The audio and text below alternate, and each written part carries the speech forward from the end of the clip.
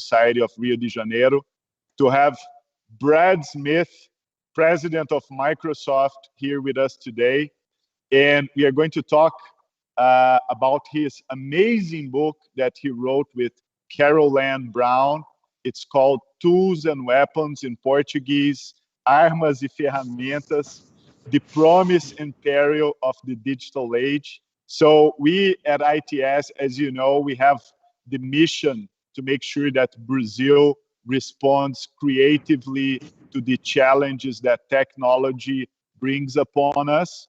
And we are really fortunate that Brad and Carol Ann basically wrote this brilliant book mapping some of the key challenges that we have in the world of today that have to do with technology. So for a developing country like Brazil, your book, Brad, it's absolutely important, and I'm sure everyone in the audience will have a lot to learn and to have fun, because it's almost like a thriller, I have to say, at least for me, who am a lawyer like you are.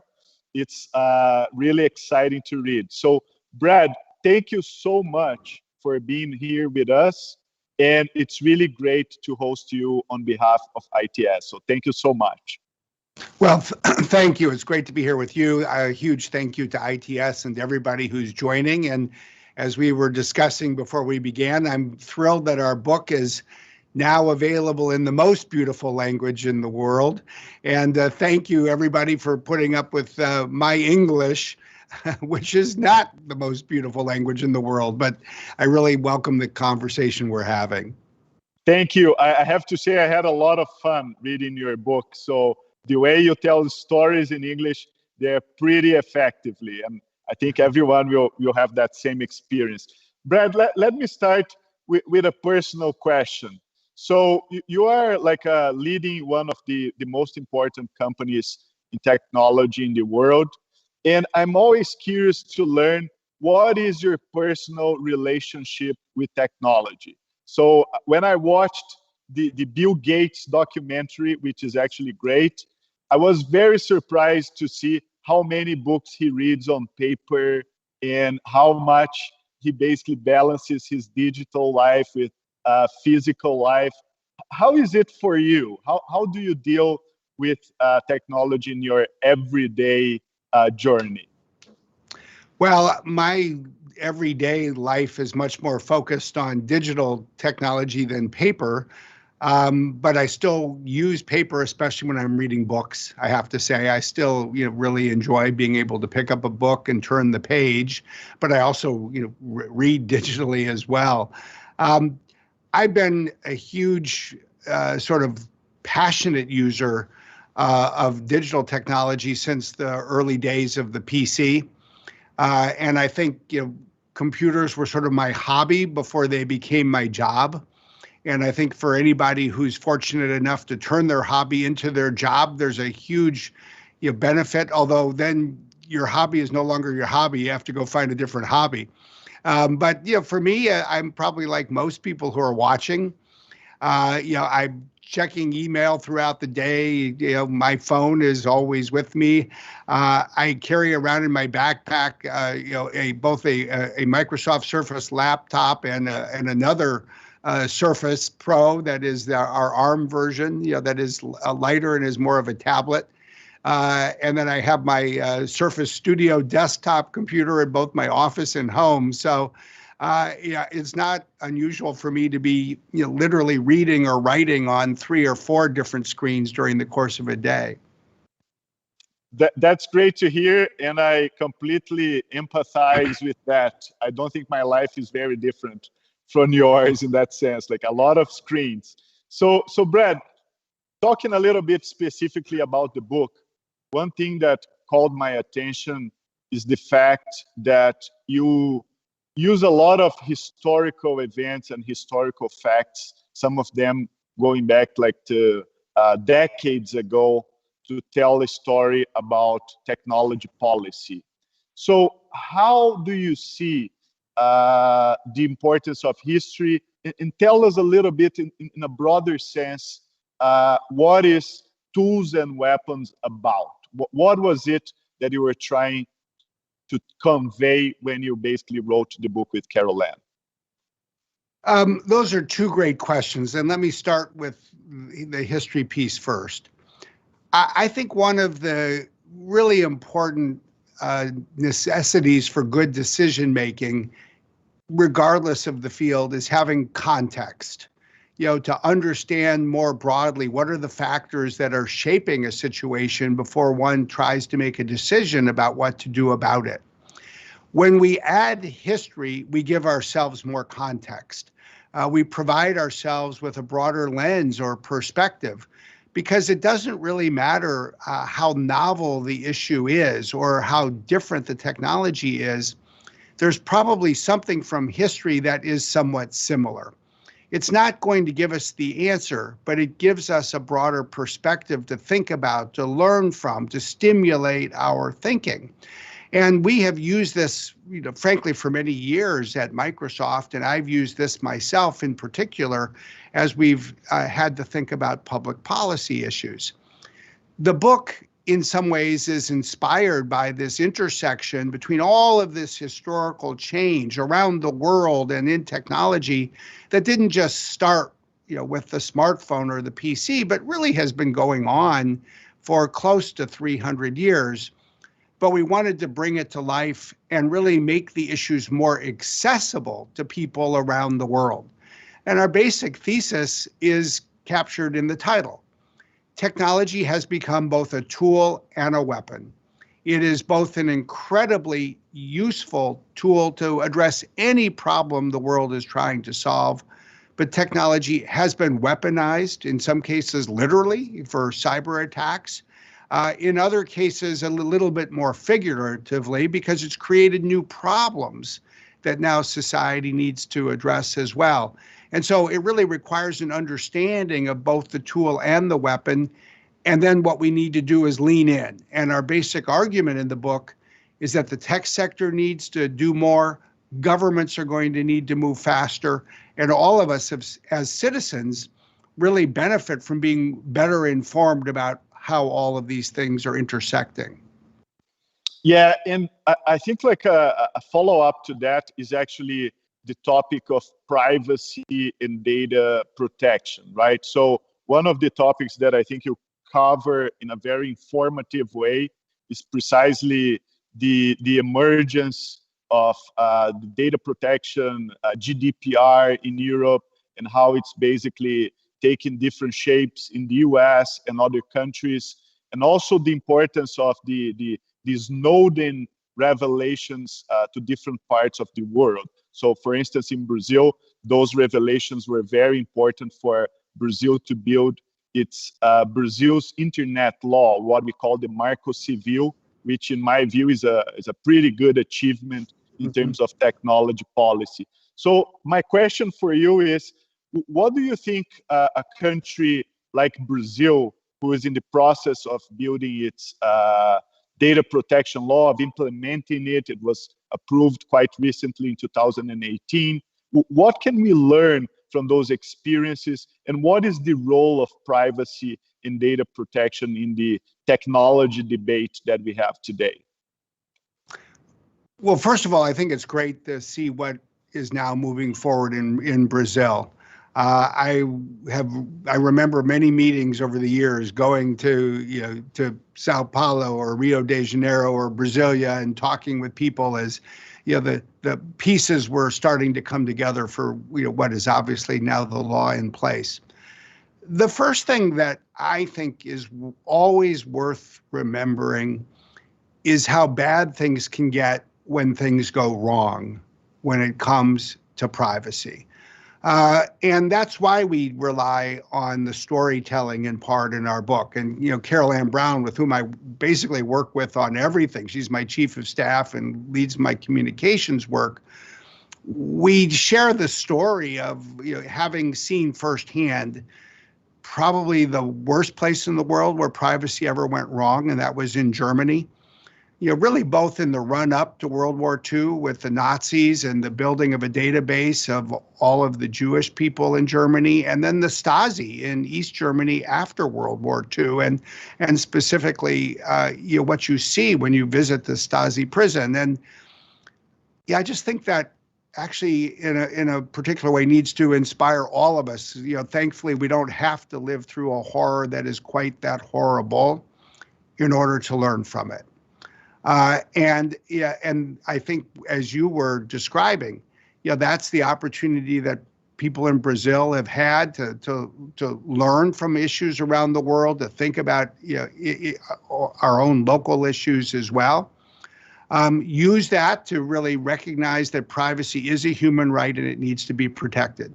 Of course, once you cross that threshold, then there's a lot of details, and that's where I think Brazil is today.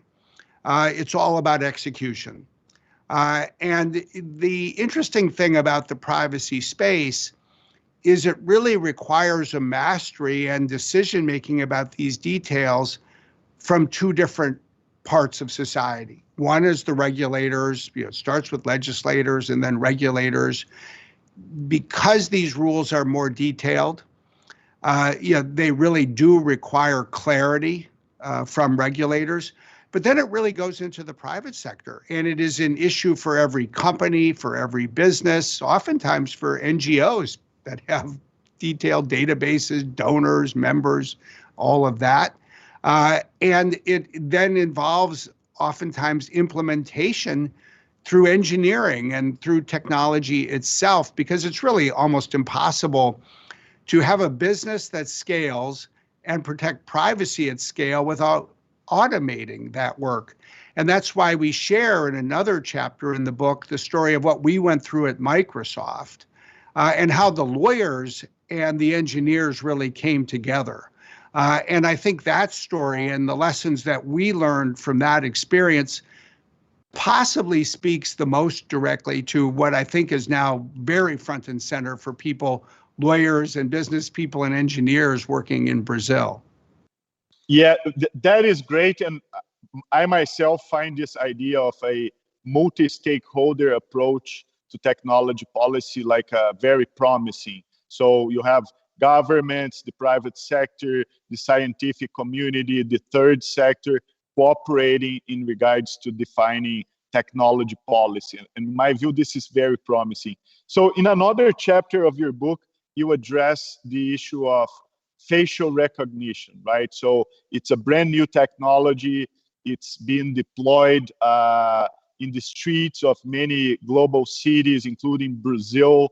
And it relies a lot in AI and data collection. And of course, some people have concerns about the use of that technology. So what do you think should be the right balance? How much should we be cautious in regards to facial recognition? And of course, what are the promises that also can be achieved in that regard? Well, first of all, I'm really glad that, frankly, there are these discussions taking place across Brazil on facial recognition, because this is clearly the right time for these conversations. Facial recognition, it really is a classic example of a tool and a weapon, I think, depending on how it's used. It's a powerful tool. It creates many benefits. We all probably use it to unlock our smartphone or our laptop these days, and that's just a simple convenience. It's used in many more important ways as well. One of the more frankly impressive uses of facial recognition that I've seen has been in Brazil. It was on my last trip to Brazil in 2019 when I was in Brasilia, and we had a chance to meet and learn firsthand about some of the work that has been used with facial recognition by the NGO community and hospitals in Brazil. In some cases you have individuals, typically actually adults, in some cases children, that have been missing. They show up at a hospital emergency room, and sometimes people are not able to speak for themselves. They can't identify themselves. But with a database of missing persons assembled with privacy protections by family members, it's possible to see whether there's a match between this person who has just come into a hospital with a person who is missing. And this has led to the reunification of families that has been very important for, say, those individuals and for their health and for the families as a whole. So there are many good uses of facial recognition, and we should recognize, I think, as well, that we live in a present, we're going to live in a future where there are cameras in public places, streets, airports, and the like. But how do we put guardrails in place? I think that's the real word to think about. What are the guardrails that we want? Because without those guardrails, we can also see people's privacy rights abused. One of my biggest concerns is in some countries, it can be used to identify everyone who is engaged in a peaceful protest. It can be used to really stifle dissent. And so we've been advocating, we share in our book the stories of really taking this message around the world and some of the specific proposals that we believe should be adopted. One place where we've succeeded in persuading a legislature is in our home state here in the United States, in Washington State, which last year adopted a new law. So, for example, the public authorities cannot use facial recognition to identify people engaged in a peaceful protest. They cannot use it to follow someone around on an ongoing or real-time basis unless they go to court and get the kind of search warrant that they would that is based on probable cause that someone is committing a crime. So I think there need to be these kinds of clear lines that provide safeguards to ensure that something like facial recognition is used for the promises that it offers while really avoiding these kinds of perils. That sounds very sensible. And the artificial intelligence debate. So in one of your passages in the book, you mentioned Kai-Fu Lee, and basically when he basically says, well, what should a developing country do in order to participate in this new economy that artificial intelligence is bringing about? And I think he asks some interesting questions that you also included in the book. So how can we have a responsible artificial intelligence, one that can be ethical, and especially, what do you think a developing country like Brazil, how can we position ourselves to participate in AI as well? Well, I think this is a really important issue across the global South, and is in so many other areas across the global South. I think Brazil is really well positioned to be a global leader. The first thing I think one needs to do is put data to work. Without putting data to work, there is not much AI that will be put to use. And ultimately, I think we'll live in a world where the amount of data that can be put to work will probably reflect more than anything else the size of a country or a community's population. So Brazil is very well positioned, given its population, to be a leader in this space. But it requires opening up data. A year ago, we launched an open data campaign at Microsoft. We're actually talking about it by coincidence today because it's the first anniversary. And one of our big goals for the year ahead is to deepen our work with the Inter-American Development Bank, to partner with the World Bank, to work with governments across the global South to open up data sets so they can be used to help solve societal problems. But then it takes us back to, in a way, just a broader conversation of what we were just talking about with facial recognition. All right, now that we have data sets, we're putting it to work. How do we put together responsible safeguards? And I think it starts by asking what principles a country wants to apply. We've developed 6 principles at Microsoft, and they include some of what we were talking about with facial recognition, but it's really about avoiding bias. It's about ensuring technology is inclusive, of protecting privacy and security and safety. But it's also fundamentally about 2 things that I think are foundational. One is transparency, because without a clear ability to understand how AI is being used, it's really impossible to advance these other principles. And then really the bedrock principle, I think, is accountability, ensuring that as machines are given the capability to make decisions, we ensure that machines remain accountable to people and to humanity. So I think we've pretty rapidly moved over the last few years from these conversations about principles to now execution. How do we implement them in policies? How do we train engineers so that they know how to pursue these policies? How do we put compliance systems as lawyers in place to be confident and to be able to talk with regulators? We are going to see new laws emerge. Just during the last month, we've seen the European Commission in Brussels really sort of seize the frontier, if you will, by publishing a very lengthy proposed regulation. And I think there'll be a lot of debate about what is the best way to put safeguards in place without slowing the pace of innovation. And I actually think in the AI space, this is going to be particularly challenging because the technology is new, it is complicated, and in so many ways, you just can't tell the tech companies, well, you take care of this, because the impact of AI is really felt very concretely in its actual implementation. And so what it really means is that every company, every NGO, and every government is probably going to be using AI in new ways in the years ahead.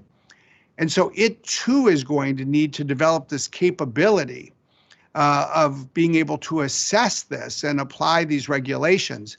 The good news for people watching is there's a clear role for engineers. There's a clear role for, frankly, people who come from the liberal arts, because these principles that need to be applied are really about the intersection between the liberal arts and engineering. And there is a clear role for lawyers. And it's like privacy.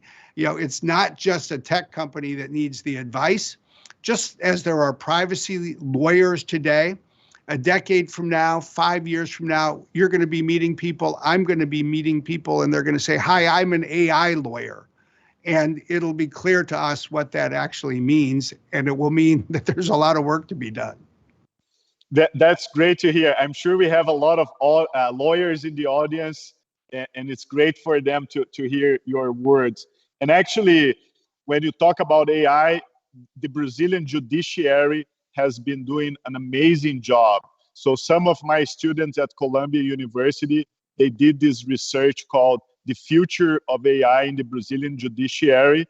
And it's an amazing study of how much the Brazilian judiciary is taking an approach that is very similar to the one you just mentioned, and it's very promising. So, Brad, one part of your book, which I think resembles a very interesting thriller, is the one about data centers, right? So the physical places in which data is stored, right? This amazing data farms that we see in so many parts of the world. And one of the key debates about data centers is how do you protect them in terms of privacy, who gets to have the right to access the data that is stored on them or not. And in one of the passages of the book, you even mentioned the case that happened in Brazil, that a Microsoft executive was threatened to be arrested precisely because a court in Brazil was requesting data that was not physically stored in Brazil, but was physically stored in the United States. So what do you think is the role of the multilateral assistance treaties and treaties to basically regulate this access of data? What is this the importance of this legal framework to keep protecting privacy, and also regulations like the Cloud Act in the United States. How do you see it when you have to deal with transactional problems in regards of data? It is an incredibly important issue that has just sort of exploded over the last decade as we've entered this world of large data centers. And as you mentioned, we really start the book by taking people on a tour just to get a feel for what these data centers are like. I think that the solution is really something that requires two parts. One is more steps by tech companies, and this is very much reflected in what we at Microsoft, for example, have done. We saw these issues arise, interestingly, often first in Brazil. It was one of the first countries where Microsoft at the time did not have data centers in Brazil, so we were serving Brazilian customers from our data centers in the United States. I still remember a meeting at the White House in Washington, D.C., where I had been asked to come in and be one of 4 individuals to brief President Obama and Vice President Biden in 2015 about these technology issues.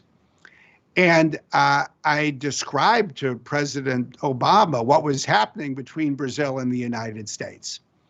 And I said, well, the problem is the Brazilian police are demanding that we send the data from the US to Brazil, but under US law, it would be a crime for us to send that data directly without the two governments going through this MLAT process. And I described how we were being fined on a monthly basis, that we had our chief financial officer for Brazil facing the prospect of criminal prosecution. And it was at about that point when President Obama interrupted me and he said, oh, this sounds like a mess. And yes, that I think would be a good technical word for it, a mess. Well, in part, we've worked to address that by building data centers in Brazil so that Brazilian data is in Brazil and we don't have to cross these borders. But that doesn't solve every problem. There still is data that needs to move. And there are times when, say, Brazilian authorities may still need data that is in another country, including the United States. It may be data about an American who is considered a threat. It may be engaged in criminal activity conspiring with people in Brazil, as just one example. And so I think that takes us to the second part of what's needed. We need a new generation of 21st century international agreements between governments. There is simply no substitute for this new advance in international diplomacy. And I appreciate, right now, this is a very topical issue in Brazil with debates about, MLATs, the mutual legal assistance treaties. And, MLATs were sort of invented in the 1700s and the 1800s. And, the basic concept, I think, is a valid one, that when governments need data in another country, that there is some kind of diplomatic process through which one can go. But as the Cloud Act in the United States really established, we need to bring these 17th and 18th and 19th century laws into the 21st century. We need to use digital technology. We need to have faster moving processes that respect sovereignty and protect people's privacy and other rights. And that's what the Cloud Act seeks to do. And I know there's a lot of debates about, well, what about this detail? And what about that detail? And the answer is, let's work through them. The only way to solve all the problems is to create a list and work through each one. But let's make it our goal to get to a destination and not just go in circles where we're just always arguing with each other about what to do. That's great to hear, Brad, and this is certainly one of the key issues that we have in our times. And as a person that participated in building the Brazil internet law, we know precisely the challenges at ITS that requires. So we are going to go to questions from the audience. And I have to say, we have like so many of them already. So if you're getting here right now, feel free to ask your questions using the chat, and we'll make sure to get as many as possible. So let me start with a question from Professor Pablo Hortelado from the University of São Paulo. And he's asking, how do you protect the workforce in regards with AI developments, right? So there's a lot of talk about jobs changing or disappearing. How do you reconcile technology with the protection of the workforce? Well, I love the question. Frankly, if there's one of the chapters in the book that's perhaps my favorite, it is about how technology is constantly changing the workforce. And specifically, we use everything that I think is surprisingly relevant about the transition of economies from sort of horsepower to the combustion engine, and how that just destroyed all of these jobs that it had people working with horses. And then it created all of these jobs, for people working with automobiles and trucks and tractors and the like. But the real lesson, and we dive into the details, is it was not a smooth transition. In fact, as we sort of highlight with some of the economic data, a lot of the Great Depression in the 1930s was in fact a result of this very uneven transition from one generation of the economy to the next. And so what it really points to, I think, is two things. First, we all have to lean in around the world as governments, as employers, as certainly companies, into what it means to create the skilling opportunities for people to then master what they need to learn in order to get the new jobs that will be created. And that's one of the things that we're doing as a company. We've been doing it around the world and in Brazil. I think it really starts, and we have a chapter in the book on this that talks about some of the different skills that are emerging and some of the programs that have been most successful. A lot of this is in schools and universities, but really what you recognize when you think about it is that this is for all of us. It's for people of all ages, excuse me, because people will need to be reskilled. The second real lesson, I think, from history is that governments are going to have to do more to help manage this transition. And that really requires infrastructure investments. If the world is shifting to broadband, well, we have to make sure that everyone has access to it. Because by definition, the communities that don't have it will be left behind. They will see their jobs decline without the same opportunity to create new jobs to replace them. And that's why we have a chapter that talks about broadband. There's going to, I think, be a need for other forms of economic assistance, because not everyone is going to be able to make the transition in an equally easy or rapid manner.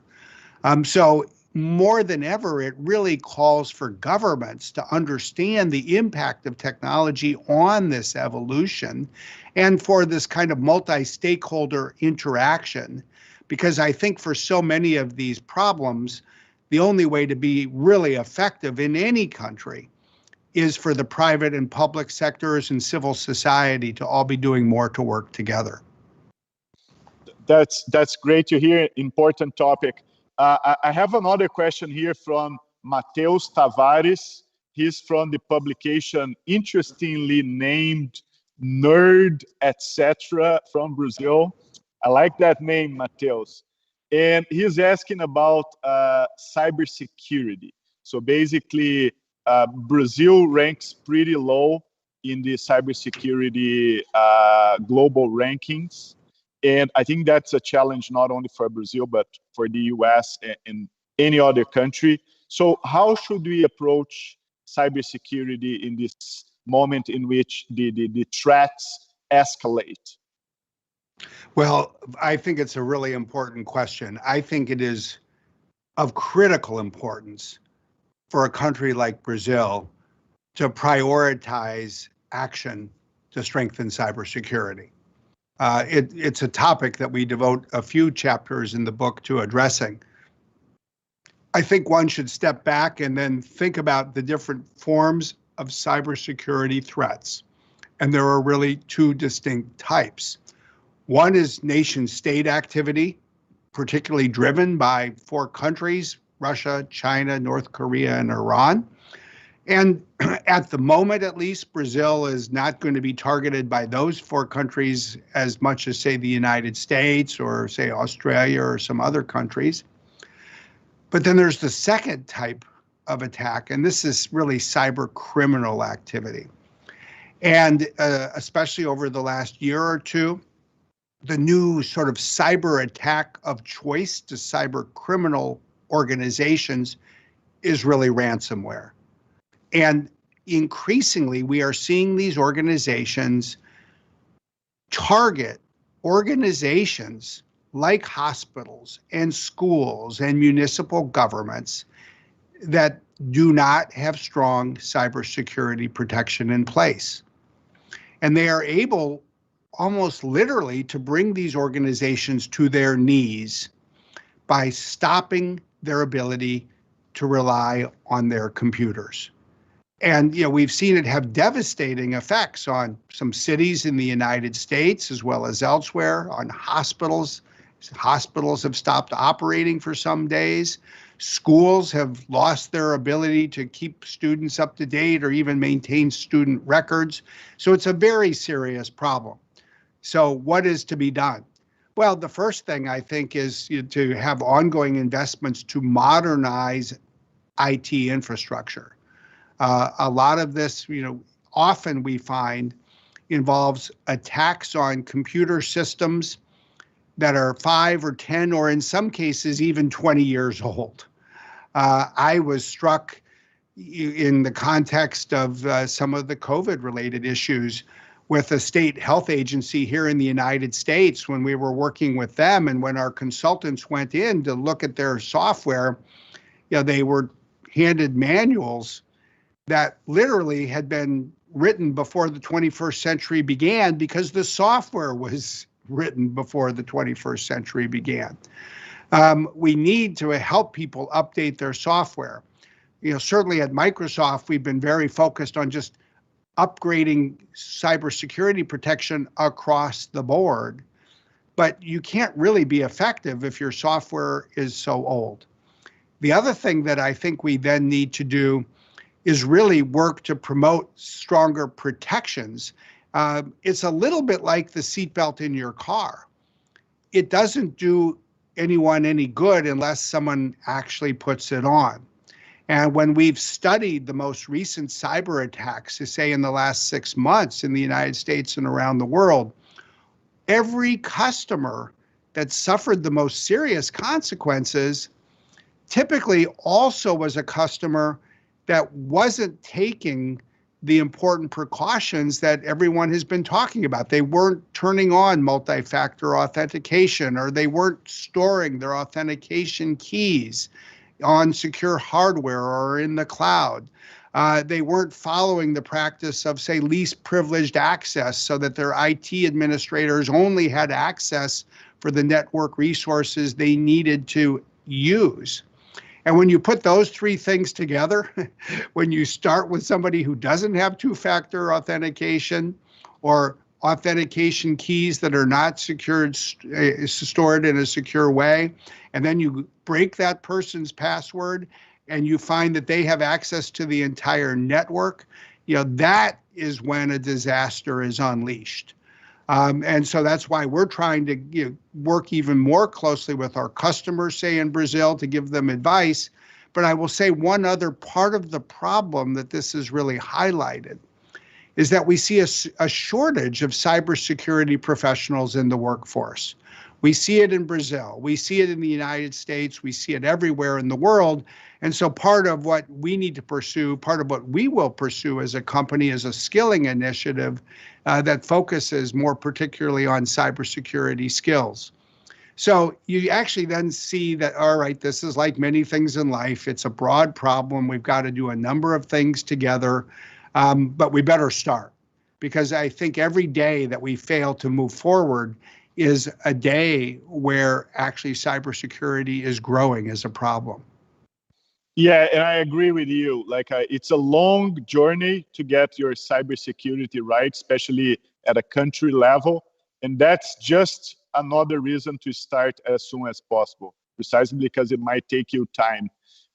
We have a question from Angela Pimenta from Projor.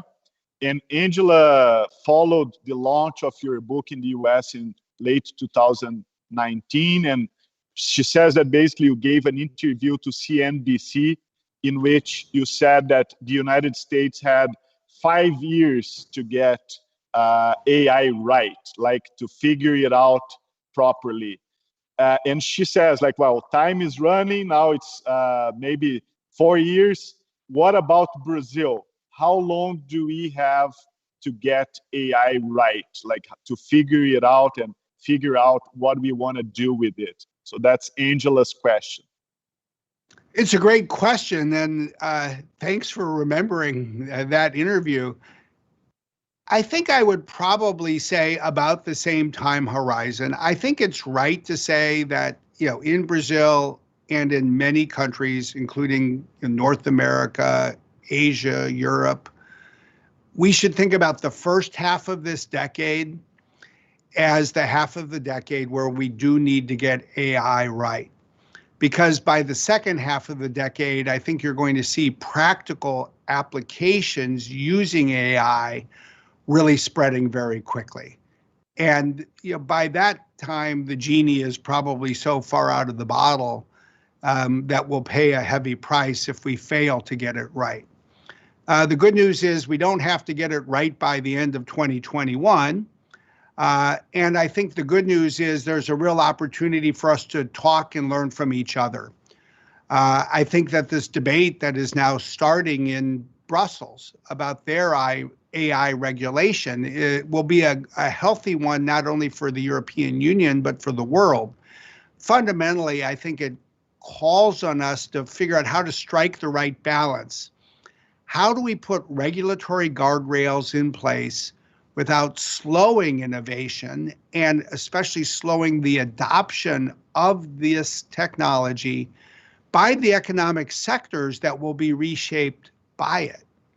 So it doesn't really matter what sector of the economy you're thinking about, even something as old as agriculture, which is, let's face it, probably the oldest part of the economy anywhere in the world in the history of humanity.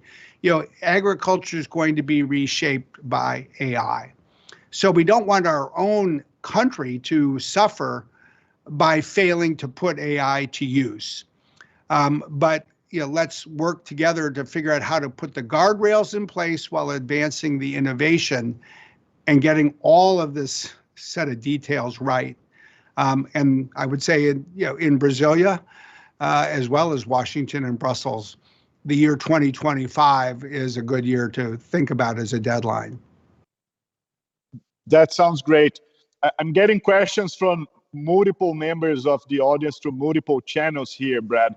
There is one from Gabriel Aleixo here, from the Brazilian blockchain and cryptocurrency Hathor. And Gabriel is asking if you follow the issue of blockchains and crypto, and what is your take about this new segment of crypto and blockchains? Well, I think it's exciting. That would be my short answer. And it's great to see the blockchain innovations happening around the world. Look, I think blockchain has so much potential to address many of the world's problems by, creating a new layer of security protections in ways that you couldn't possibly imagine without it. And when we think about what it means to have sort of secure transactions, or let me just say, when we think about what it could mean, to help actually put a huge dent in something like corruption, I think it's really exciting to think about.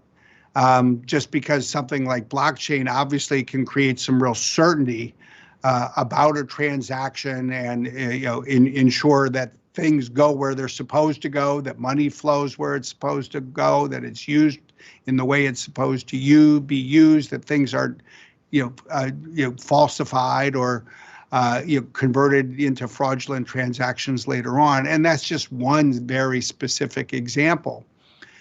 So I think we should assume that this technology will really transform many traditional business processes that have been with us for decades, or in some cases 150 or 200 years. And interestingly enough, it will probably change the world of auditing and accounting. And it's one of these things where, the jobs may change. There may be a need for fewer auditors 20 years from now than there is today. But it's, again, I think one of these technologies that one wants to be an early adopter of, so that one can benefit from it, one can drive efficiencies from it, and one can be a real leader, not just in a country, but much more internationally. That is so great to hear. And ITS has a project to use blockchain for auditing financial campaigns and the financing of political campaigns in Brazil. And I think you're very right. Whenever you have a requirement to track how money is used, blockchains can be very helpful. I have a question here, Brad, from Renata Guedes, and she basically says that COVID-19 reminded us of how important the agenda of sustainability is. So this is already reflected in the recent climate summit and in the obligations that many governments assumed towards clean technology. Do you believe this will impact the digital agenda for the next decade to come, and how it changes your views expressed in the book? Well, first of all, I just think it's an issue of such fundamental importance and will be with us, doesn't matter how old or young any of us is. This will be one of the most important issues for the rest of our lives.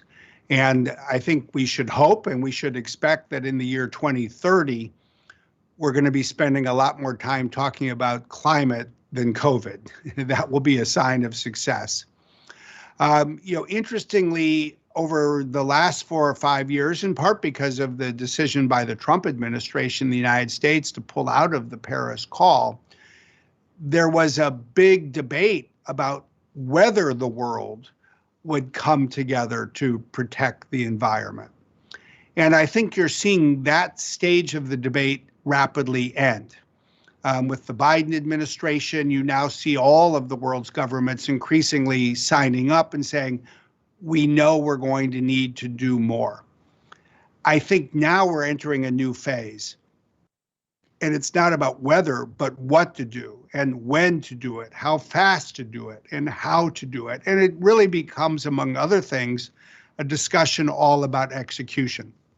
And it will absolutely have an impact on so many of the aspects of digital technology that we talk about in the book. Take that data center example. These data centers, there's a reason when we take you on a tour in the book of a data center that we actually show first the diesel generators and then all the batteries before you actually get to the computers. These are enormous consumers of electricity. And that's why it's so important that we move all of the world's data centers from fossil fuels to renewable energy, something that we at Microsoft have said we'll do by the year 2025. So, we're on a path, a real quest to do that. One of the things that we've said as a company is that we'll be carbon negative by 2030, meaning we'll be removing from the environment more carbon than we emit. But more broadly, I think what we really need to do is now use the tool side of the tools and weapons. Harness the power of digital technology to do what fundamentally will need to be done, both to reduce carbon emissions and remove carbon from the environment. Namely, we need to be able to monitor it, we need to be able to measure it, and we need to be then transparent and accountable by reporting on what we're doing to reduce it. And when you think about that, what you recognize is you need to have the standardized form of measurement, which we and others are working to advance just in part by the commitments we made for our own supply chain and our own operations. But ultimately, I think we can harness the power of digital technology to ensure that every company, every government, every NGO, has a very inexpensive and easy and automatable way to be able to manage this process for itself. That's a hugely important thing. It's just one of many areas where we're moving into execution mode, but we have so much to do. And I think that what we're going to be relying on increasingly is digital technology as a piece of every sustainability solution.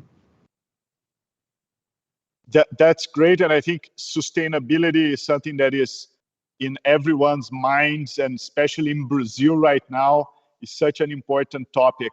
Brad, there is one question here from Marcel Leonardi, who's a lawyer in Brazil that works a lot with technology.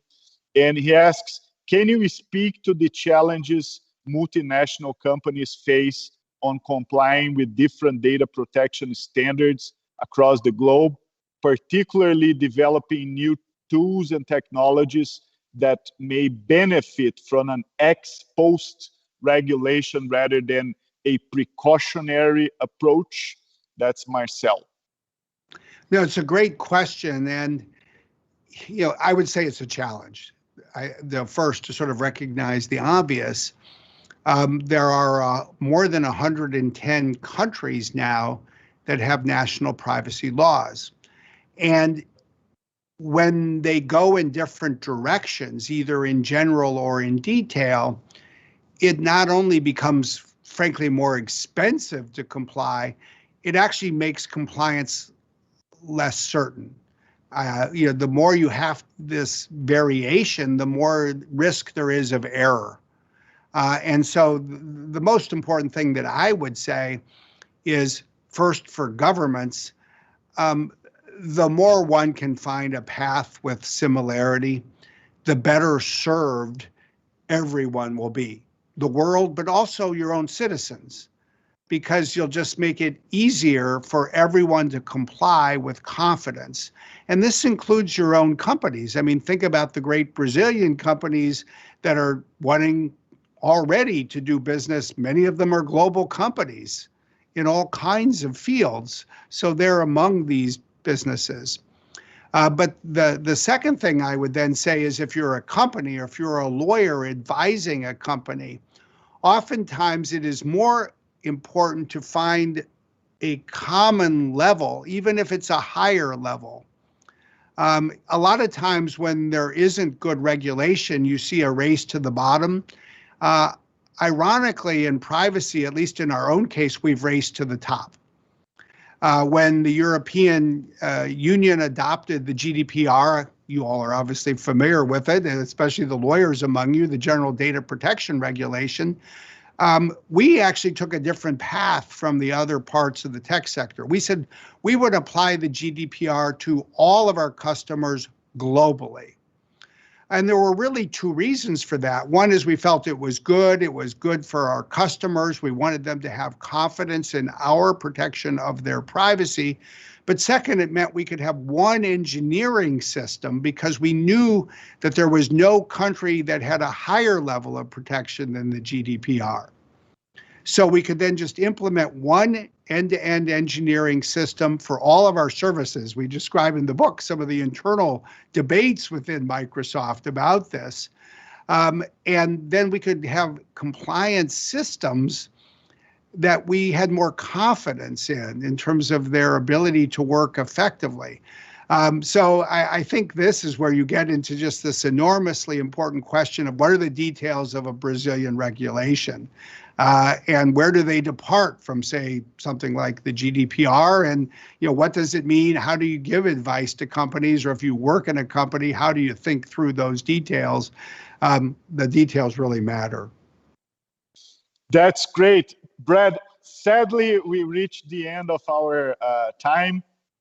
Thank you so much for your generosity in sharing your time with us. We have so many other questions that I won't be able to ask you at this time. And also, congratulations, because today is the day your son is graduating in law from Columbia University, right? So I'm sure you're eager to follow up on that. So congratulations so much for that too. Well, thank you. Thanks to all of you for watching. I hope you'll read the book. If you read the book, I hope you find it useful. And if you have reactions, I'd love to hear what they are. Carol Ann would as well. We both thank you very much. Absolutely. Thank you so much. And I recommend everyone to take a look at your book. It's really great. Thanks a lot. Bye-bye. Bye. Thank you.